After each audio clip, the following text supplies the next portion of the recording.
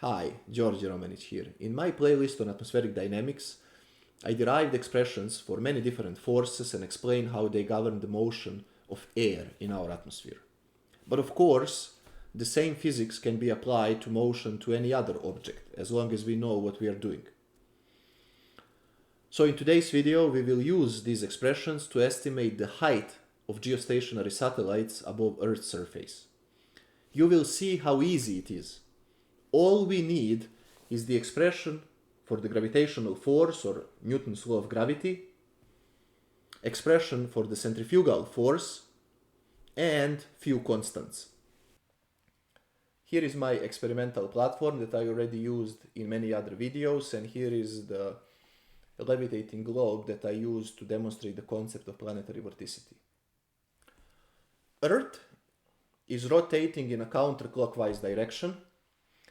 A geostationary satellite will be positioned above the equator at some distance above the Earth's surface that we are trying to calculate today. And that satellite would rotate at the same rate, or to be technical, with the same angular velocity as the Earth is rotating. So it would always maintain the same position above some imaginary point at the equator, and it would never go ahead or behind the rate of Earth's rotation. Knowing the angular velocity of the Earth and physics, we can calculate actually the distance of that geostationary satellite above the surface of the Earth. Let's do it. Here is the setup of our problem. Earth and a satellite in orbit above the Earth at the distance hs above the equator, and that's the distance that we are trying to find. Earth has angular velocity omega, and the intensity is provided here. Mass of the Earth, radius of the Earth are also constants, and g is the universal gravitational constant in Newton's law of gravity. I will take that my positive z direction is up, and now we need to find hs. Way to find that is to write the second Newton's law in the vertical direction for this satellite. Mass of the satellite times acceleration of the satellite in the z direction needs to be sum of all forces in the z direction. But the satellite is not moving in the vertical direction. It is rotating around the Earth, but it is not getting closer or further away from the Earth, which means that there is no acceleration in the vertical direction, or in other words, sum of all forces in the vertical direction is zero. Well, let's see what forces are acting on this satellite. From the center of the mass of this satellite, we have gravity attracting it towards the Earth, so I will call that gr, gravity. And we have centrifugal force trying to throw it away from the Earth, so to speak. And I will call that force Cf, centrifugal force. Which means that these two forces are centrifugal force in the positive z direction minus gravity, and that needs to be equal to 0. From my video on the centrifugal force, we know the expression for that force. We know that it's minus omega cross omega, where omega is angular velocity of the Earth, cross the radius vector between the axis of rotation and this satellite, and that would be, of course, a radius of the Earth plus this hs.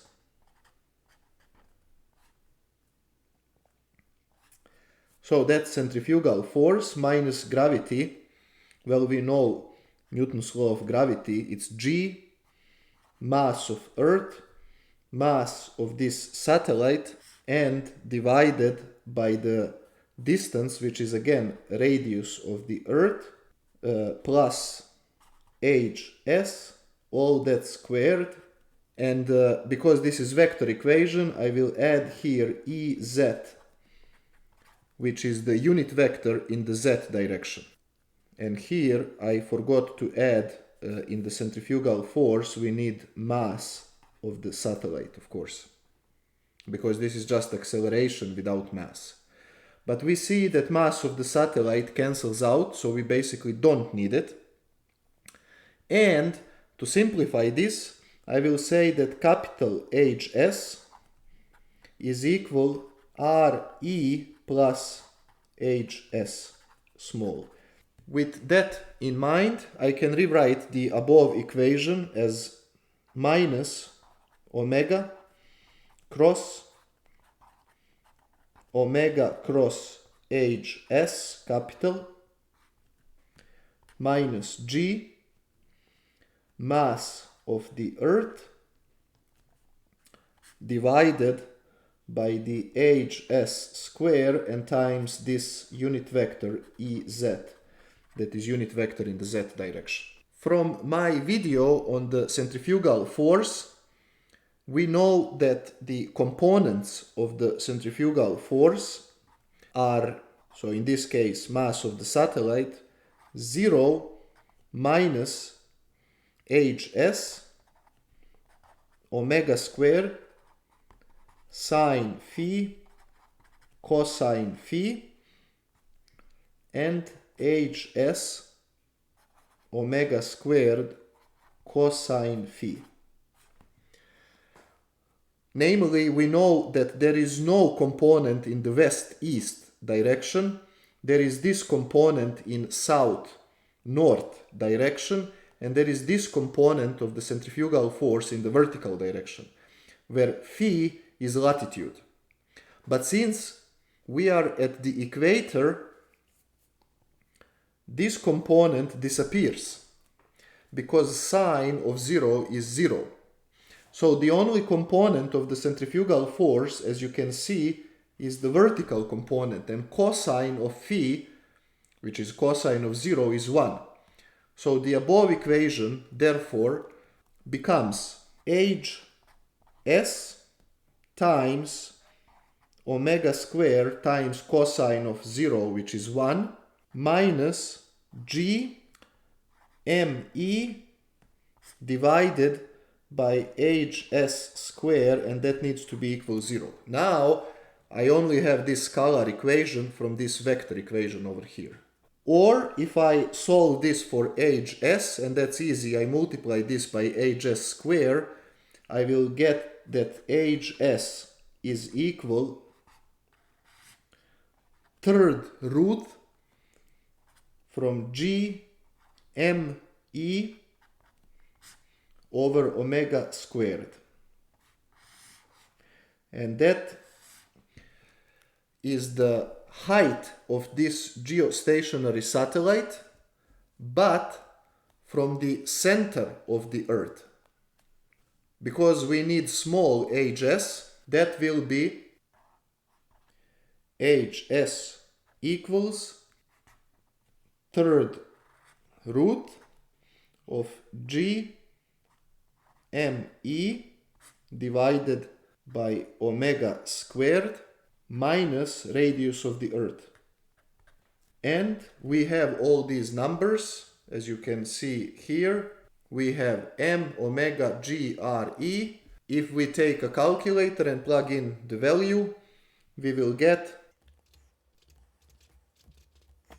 the height of the geostationary satellite is almost 36,000 kilometers above Earth's surface. Now I would like to encourage you to try to find peripheral velocity. To find the peripheral velocity, you will use the same equation, that the centrifugal force is equal to the gravitational force, but then here,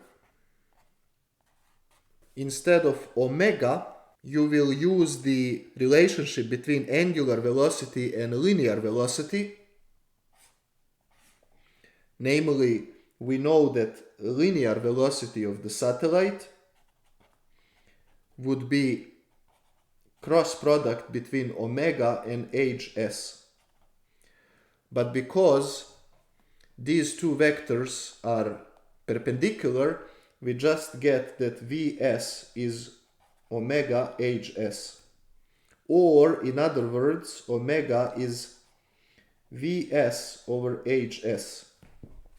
So you will substitute this instead of omega and solve, because now we know the hs, and you will get that the peripheral velocity of this satellite around Earth is around 3070 meters per second, around 3 kilometers per second.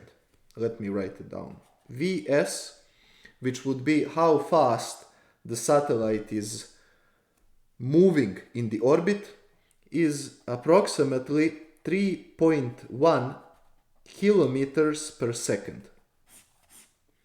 Enormous speed.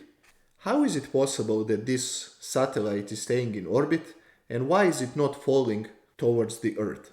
And the answer is it is actually falling to the Earth, but it is doomed never to touch the Earth. What do I mean by that? Let's say this is the surface of the Earth, and I am standing right here holding a cat.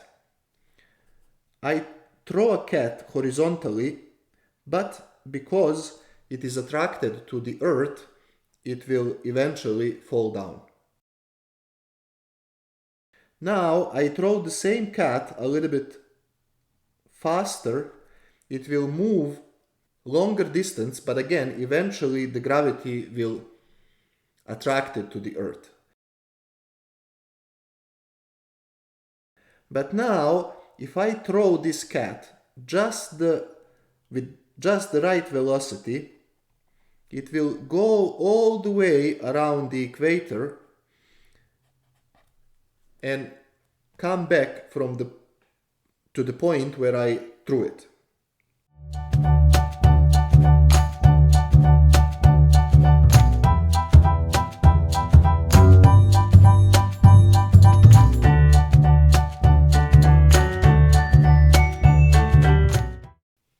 So the question is the cat falling? Yes, this cat is constantly falling, but the Earth is falling underneath.